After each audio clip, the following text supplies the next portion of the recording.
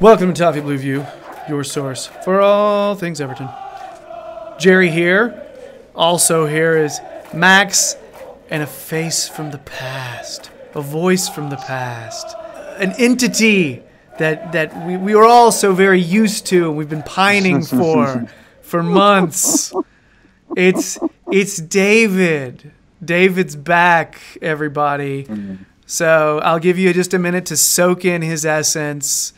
Give him a clap for him at your computer or wherever you are. David, welcome back, man. It's good to see you and hear you. Thank you very much, Gerry, and of course, Max. I feel like I'm home, back where it all began. Let's talk Gylfi. Let's. Yes, we should. We should be talking about him more, and frankly, so should everybody else. He's going through a nice little run, a positive run of form. Highly ranked in chances created. He's got 4 goals on the Who Scored website. I think he's the 5th highest rated player, and he's in their Premier League best 11 for the season. He's looking pretty good. So, David, we'll start with you because we always start with the person whose name is not Max, and it's nothing personal. But Max gets to talk all the time, just like I do. So, plus David. I feel like we should give him an hour by himself because he's been so long. Good luck filling that hour, David.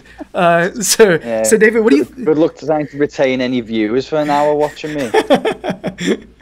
So David, what do you think is contributing to Sigurdsson's positive run of form?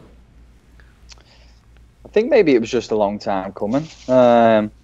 He'd obviously, he had been creating a lot of chances, and if you remember, there was such a debate going on, wasn't there, in terms of how good these chances were, because there's so much data out there, you can almost manipulate it how you want it. So I actually saw 2 very respectable people in terms of the data side of football really having an intense Twitter argument, because one had X amount of data to back up the chances he was creating, but then another was saying, well, the facts are these aren't converting into anything, and there's only so much blame you can put on the strike force. But I think somewhere in the middle of those 2 debates is what Sigurdsson is, and I think finally he's starting to reap a bit of the reward for the effort he's been putting in, because he hasn't been bad at all this season. I think he has been a little bit unlucky, and we have created some good chances through Sigurdsson that haven't been converted. But yeah, he's starting to really step up when we need someone to step up, isn't he? Yeah, I know it's interesting. Silva recently, I think they publicized it as Silva having a slide dig at Big Sam, saying that if you're just lofting and forcing long balls through, it's not really the best thing for Gylfi. And yeah, that actually does make sense. Max, what do you see as being some of the things that Silva has brought that has helped Sigurdsson kind of see a positive patch here? The system, the formation, giving him responsibility and purpose, playing in that number 10 role rather than messing him about on the left-hand side. Even when Silva's dropped him back deeper, he still looked really, really good and comfortable, because, as I said, I think this responsibility that he's being given as the chief kind of creator has been absolutely fantastic. The one argument that always seems to come out of Evertonians is we haven't managed to replace Mikel Arteta since he left, and my comeback to that has always been just give Sigurdsson time. Just get Sigurdsson time and he'll prove you wrong. And obviously this run of 4 goals in 4 games certainly looked like on track to sorting that out. Obviously he was heavily criticised last season for it not quite working out. But again, who did have a good season last season? No one really. Just touching on Max's good points there, obviously Silva has basically said to Sigurdsson, I'm going to invest all my trust into you, because we had an abundance of number 10s, didn't we, last season? And he's shipped out Rooney, shipped out Klassen, and he's basically said to Sigurdsson, listen, you're going to be our main creative attacking midfielder. And it's great to see that Sigurdsson's repaying that faith. You see a lot of people, I think some of the Twitter arguments that you're referring to, David, from some respectable folk with statistics and everything, I think I saw a few of those. And everybody has good points.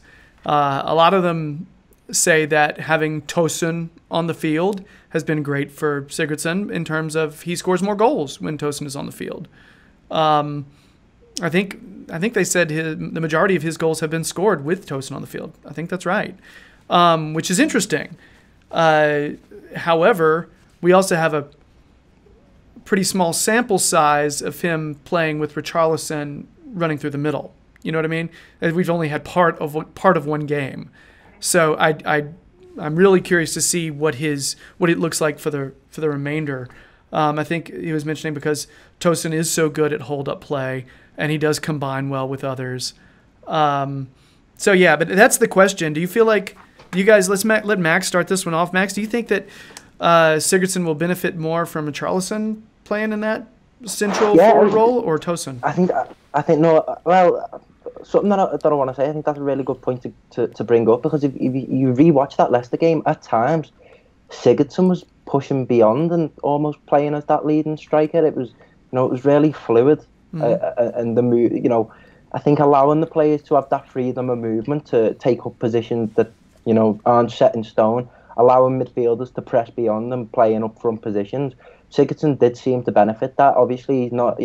Speed isn't as great as asset, and that may have let him down in some respects against Leicester when it comes to closing the ball down. But in terms of his endurance and willingness to cover ground, it was still always there. And I think in regards to Tosun, obviously, I think if you're going to have someone, a playmaker as skilled as Gylfi, players like Tosun who are deadly, and not so much classic number nines, but that's their set position. They're going to benefit from that. But however, I was really impressed, and I know you gents know how much I've kind of envied these top sides and how the top sides play their football in terms of how fluid their attacking players are. After a glimpse of what I saw against Leicester, I really would like to see this kind of rotating movement of Richarlison, Bernard, Walcott, Sigurdsson all pushing beyond each other. But yeah, obviously, and that kind of comes full circle back to Silva and the influence that he's had over the tactics that the team are taking up. David, what are you thinking? If you're Silva, okay, are you rolling with a similar setup in terms of the front four next match? Or are you looking at some of the numbers and thinking, you know what, we should continue giving Tosun a role from the beginning? Or are you thinking it's a matchup thing and we figure out depending on who we're playing? I think you maybe hit the nail on the head at the end there. I think it's dependent on the opposition. See, it's difficult for me to remain unbiased because I really like what Tosun brings to the team, and I'm not necessarily talking about goals. I don't believe Tosun is what you would class as a goal scorer, which is a little bit of a kick in the teeth because you're paying 30 million for a striker. You want someone who scores a lot of goals. But I really like that Tosun's almost a target man with fantastic work ethic who can also finish. But I think he does benefit from having the likes of Richarlison around and Walcott who can chip in with goals and almost assist that kind of tally that you need from your striker. In terms of what Max says, I think that's a very fair point. We've got like a front four now who are interchangeable and you can kind of play that formation with. I think what's important to come away from here with is we've got almost two really good options now, haven't we? Because it's not always going to work one way against every team. So now you've got more options. You can go with almost a target man in Tosun, someone who can pick the ball, who can kind of press, who can hold the ball up top. But then you've also got, these lads who can be so interchangeable and fluid. And I think that's going to be so important over the whole campaign, that you've got more than one option, which even when we had Lukaku, who was a fantastic goal scorer for us, we never really had another option. Certainly last season we had very little, so it's exciting. So I think the dilemma comes from a lot of folks who look at this and think we have to have a set 11. There's this stigma that comes with a lot of the stronger teams. You think these are your 11 strongest players. However, if you're benefiting from even the strongest squads, I mean, I look at a squad like City, who you'll find Sané starting from the bench. That's a quality player, and they can do that, When was the last time City played a set 11 for more than 2 games? Exactly. Ever? You'd struggle to find a Guardiola City side that have played the same 11 for more than 2 games, in my opinion. And there are some really good squads like that. They're not the only ones out there who do that. Mm-hmm. They have that elasticity in their starting 11. So they can actually. I will say there are certain teams that play the same way against everybody. It doesn't matter, and there's your 11. There are good teams like that too, and that seems like that's what people associate with being a good squad. But I just don't think that's the case these days. No, football. So yeah, go on. No, I was just going to say a key factor with that is European football. You look at you're going on about the good sides that feel the same 11. They don't necessarily consistently get European football season after season, whereas players with versatility and quality in numbers that can field different 11s week in, week out, they can look towards different games on Wednesdays and Tuesdays, and pick and choose when they want to play certain players. And like the point that David made against about Guardiola and about Manchester City. That's where it comes in, I think. The thing is, as well, football, there's so many variables. You've got to be able to adapt. How many times have you watched a game of football where a team is playing one set way and it just isn't working? But look at Liverpool, for example. Now, I think obviously they've had a good season so far, but you look at the way they play. I think they've got a fantastic kind of formation, starting 11. But how many games have they relied on Sturridge coming on as a different option? And he nicked a goal at Chelsea, didn't he? And I can't remember. Who was it? I think PSG started against PSG, and it's just having that different option. I think that's why you've got to have more than one option. I think now we've got that. We've got 2 different ways we can play, and if one isn't working, we can look to go another way. Yeah, I think that's huge. And what's odd is I think one of the, when I first started watching Everton play, Moyes was the manager. Then Martinez comes in, and he did talk about that. He talked about having players that give us a different look, a different way of playing, so not everything's the same. However, the irony there is we're talking about a guy who got accused often of not having a plan B when it came to style of play. We may put different people in there, but we're still having the same problems. So that's just kind of, yeah. So, I mean, essentially what we're talking about, though, is the long story short here is that right now, the way Silva is wanting to play, we're actually seeing Sigurdsson get to the player we thought we were buying. We're seeing a lot of the same stuff that he was doing with Swansea when he was their best player by far. Yeah, that's a great point to make. And if you look at obviously not in terms of quality, but in terms of the system, it's not too far difference either, because I think Gylfi was given the same responsibility and the same sort of freedom.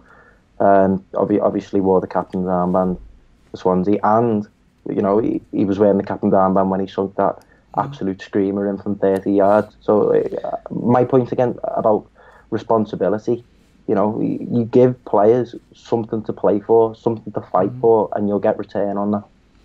Yeah, I think that one of those Twitter arguments that I was seeing, somebody referenced Llorente playing for Swansea and having that big target man up front that Sigurdsson combined well with. And the closest thing we have to that is Tosun. So I'll be really curious to see, because we're probably going to continue throwing Richarlison through the middle just because we had such good results. But I want to see what it looks like, the differences, because I don't think we had long enough to really absorb that in the Leicester match. I want to see the differences in style. I want to see the differences in results and individuals. Who plays better in what formation? There's a lot to figure out. So Yeah, that's one thing. I think people just need to remember that we don't always need to be so reactive as a fan base. So if he's in fantastic form now. It probably is going to drop again at some point, but it doesn't need to go back to the what a waste of money. It doesn't need to go to that. It doesn't always need to be so reactive. Just kind of judge him on 10, 15 games as opposed to 2 quiet games. I think Evertonians just need that perspective every now and again. Yeah. I mean, it's okay to like a player and think they had a shit game. You know what I mean? It's totally okay. This, good or bad, black or white. I mean, usually truth is somewhere in between. So, yeah. Anyway. Spot on. All right. So, Gylfi, we know you're watching. Keep it up. And everybody else around Gylfi. Yeah, you're doing that too. So, good stuff. So, I guess that's it for our Gylfi segment. If you've been digging our videos, please subscribe. Well over 1220 now, so continuing to escalate, trying to drive toward 1300, which would be awesome. Just subscribe to our channel. We'd appreciate it. Thanks so much. If you would like to see David more, because we all do, all right? Even if you just want to see David's words more, keep an eye on his Twitter account. He's got pieces that analysis that comes up on the Toffee Blues, but he also pops up on other podcasts and other channels. So he's, like I said, he's all over. But also somebody else who just is just everywhere and showing himself to everybody. There's Max. So please look for Max. Keep an eye on his Twitter account because he pops up on podcasts all over the place. He's doing all kinds of analysis on different websites, but he is always on the Toffee Blues website, dropping his knowledge. So keep an eye on eye out for both these guys there. So guys, let's go ahead. We're gonna talk about David's man crush, Michael Keane. So let's do this. Bye.